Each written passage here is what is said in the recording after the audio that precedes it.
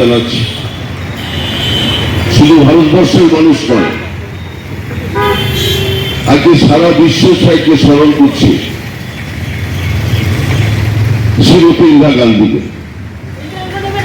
কারণ আমরা ভারতবাসী আমরা বুঝতে পেরেছিলাম ওই সময়ে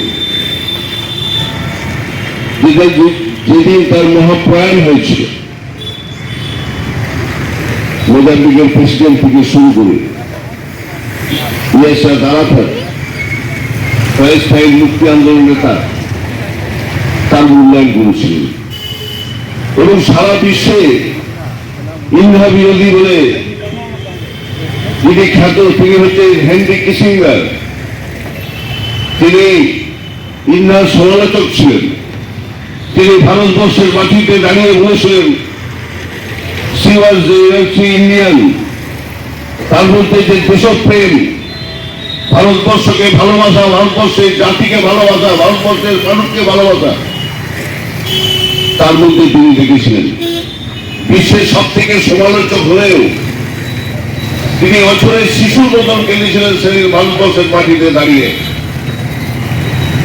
আজকে কিছু ফেসিবাদী শক্তি ভারতবর্ষের মসুলে বসে আছে, তার নেতৃত্বে আছে নরেন্দ্র মোদী এবং RSS, যারা পরিকল্পিতভাবে ইন্দিরা গান্ধীকে ছোট করতে চাইছে, ইন্দিরা গান্ধীর কাজকে ছোট করতে চাইছে।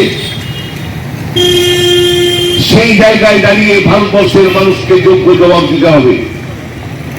ভারতবর্ষে যখনই সংকট এসেছে, কখনো দুর্গা রূপে, কখনো কালী রূপে, ইন্দিরা গান্ধী দাঁড়িয়ে থেকে বুক দিয়ে আগলেছিল ভারতবর্ষকে। ভারতবর্ষের নামকে বিশ্বের দরবারে তুলে ধরেছে, সে ছিল শ্রীমতী ইন্দিরা গান্ধী। আজকে ভারতবর্ষে একটা চক্রান্ত চলছে।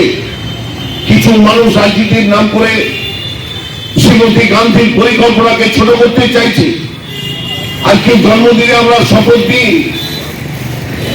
সেই চক্রান্তকে, সেই জালকে কেটে বিশ্বের দরবারে শ্রীমতী গান্ধীর যে পরিকল্পনা, সেই পরিকল্পনা আগামী দিনে যেগুলো আছে সেগুলো বাস্তবায়িত হবে এবং সেই পথেই চলতে হবে।